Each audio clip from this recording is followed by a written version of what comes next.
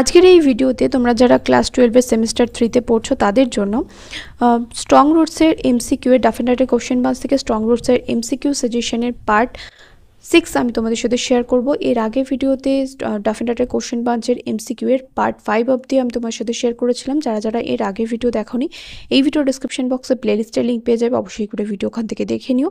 আর যারা online class করতে চাও বা ক্লাস 12 এর সেমিস্টার 3 এর ইংলিশের সমস্ত নোটস পারচেজ করতে চাও, এই ভিডিও ডেসক্রিপশন বক্সে দেখো সমস্ত লিঙ্ক দেওয়া রয়েছে আমার টেলিগ্রাম, ইনস্টাগ্রাম এবং সাথে হোয়াটসঅ্যাপ নাম্বার দেওয়া রয়েছে। তোমরা কিন্তু যেখানে সুবিধা সেখানে কিন্তু আমার সাথে যোগাযোগ করতে পারো। আমি তোমাদের যোগাযোগ করলে সমস্ত ডিটেলস দিয়ে দেবো যে কীভাবে তোমরা অনলাইন ক্লাসে জয়েন হবে বা কীভাবে তোমরা পিডিএফগুলো পারচেস করবে।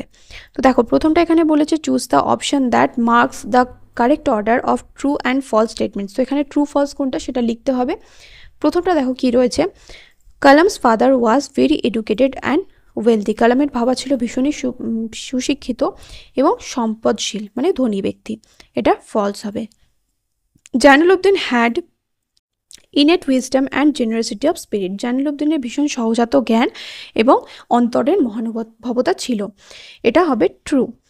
The ancestral house of Kalam was fairly large and pucca. কালামের পৈতৃক বাড়ি ছিল বেশ ভালো, বড়সড় এবং পাকা বাড়ি। এটা true. Ashiamma came of A distinguished family. Ashiamma এক সম্মানীয় পরিবার থেকে এসেছিলেন। এটা true. The ancestral house of APJ Abdul Kalam was situated on the mosque street. কালামের পৈতৃক বাড়ি অবস্থিত ছিল মসজিদ স্ট্রিটে। এটা ট্রু হবে।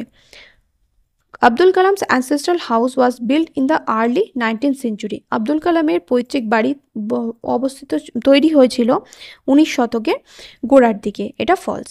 Kalam's locality was predominantly Muslim. কালামের এলাকাটা ছিল মূলত মুসলিম অধ্যুষিত। এটা true. The water sanctified by Kalam's father, যে জলটা কালামের বাবা পবিত্র করে দিত, was carried home for old people. সেটা বৃদ্ধ লোকেদের জন্য নিয়ে যাওয়া হতো। এটা false. APJ Abdul Kalam's own world was concerned with religion and war. APJ Abdul কালামের নিজস্ব যে জগৎ ছিল সেটা ধর্ম এবং যুদ্ধ নিয়ে উদ্বিগ্ন ছিল। এটা false.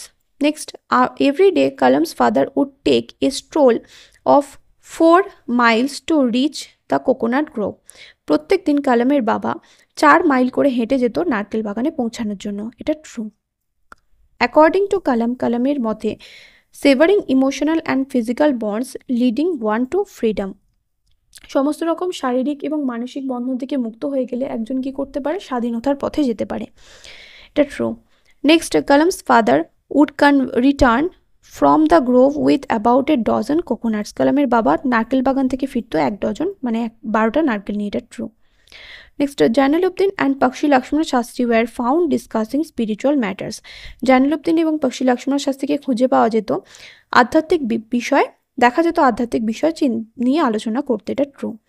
Kalam's father could convey complex spiritual concepts in very simple Tamil. কালামের বাবা খুব সহজ সরল সাহসীদের তামিল ভাষায় আধ্যাত্মিক বিষয়গুলো আলোচনা করতে পারতেন, মানে ব্যাখ্যা করতে পারতেন। এটা true. Kalam's father sanctified water by dipping his fingers only. কালামের বাবা শুধুমাত্র তার আঙুল ডুবিয়ে জলটাকে পবিত্র করত। আঙুল ডুবিয়ে না, আঙুলের ডগা ডুবিয়ে। এটা false. Abdul Kalam always comprehend the meaning of the Arabic prayers. Abdul Kalam সবসময় ওই আরবিক প্রেয়ারগুলোর প্রার্থনাগুলোর মানে বুঝতে পারতেন। এটা false. Next, Kalam use to eat with his mother. Kalam সাধারণত তার মায়ের সাথে খেত। এটা true. Kalam's father had a very simple lifestyle. কালামের বাবার জীবন ছিল ভীষণই সরল সাহসীদের। এটা true. Kalam's father would never maintain a routine bound life. কালামের বাবা কখনো গদবাঁধা নিয়ম মেনে চলতো না। Kalam's father explain that every specific problem demands a special helper. কালামের বাবা ব্যাখ্যা করেছিল যে প্রত্যেকটা নির্দিষ্ট সমস্যার একটা বিশেষ সাহায্যকারী রয়েছে। এটা true.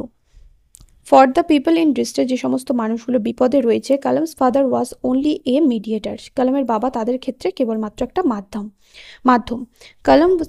Kalam's father opine that prayer is absolutely mysterious. কালামের বাবা মতামত দিয়েছিল যে প্রার্থনা ভীষণই রহস্যময়।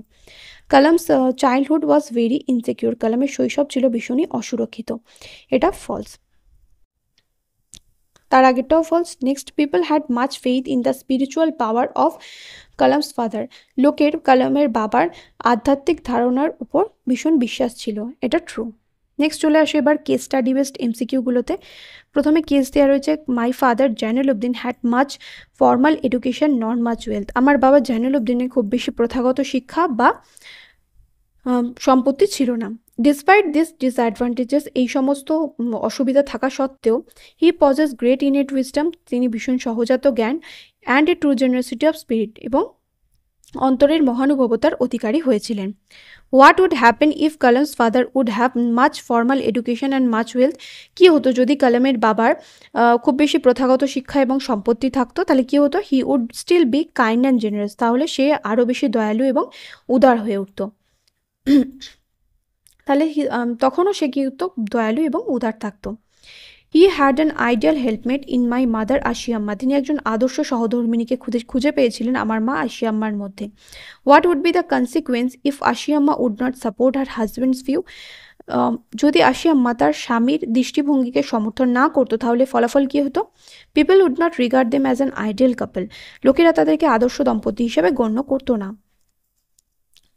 তারপর কেস রয়েছে, whenever they reach an impasse, যখনই মানুষ কোনো সমস্যার মধ্যে জর্জরিত হয় বা সমস্যায় পৌঁছায়, they would look to someone to show them the way out, তাহলে যারা কী করে? এমন এক মানুষের খোঁজ করে যে কিনা তাকে ওই বিপদ থেকে বেরোনোর পথ বলে দেবে।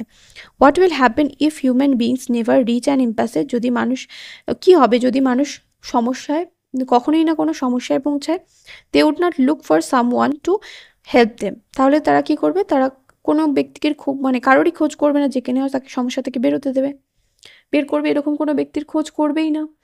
নেক্সট রয়েছে ডায়াগ্রাম বেসড এমসিকিউ। দেখো এখানে রয়েছে, started his day at 4 AM by reading the namaz before dawn, নামাজ পড়ে ভোরবেলা 4টের সময় তার দিন শুরু করতো।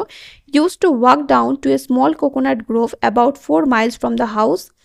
নেক্সট রয়েছে, return with about a dozen coconuts tied together thrown over his shoulders, would have his breakfast only then. কে এটা, কার কথা বলা হচ্ছে? জয়নুলউদ্দিন। নেক্সট এখানে ওই পার্সোনালিটির কথা বলতে বলেছে, belongs to own world of science and technology, try to emulate father throughout his life, try to understand the fundamental truths revealed by father, tried to feel convinced the existent power of a divine power, এটা হচ্ছে APJ Abdul Kalam. Next তারপর একটা বলেছে, identify the place from the fact presented in the diagram. Island town situated in Eastwell, Madras state, birthplace of APJ Abdul Kalam, famous for Shiva temple, এটা হবে Rameswaram. Next পরেরটা বলেছে, name the place from the following appearance, built in the middle of the 19th century, fairly large and pakka, made of limestone and brick on the Moss Street of Rameshwaram, এটা হবে Kalam's ancestral house. Next তারপরটা কি রয়েছে?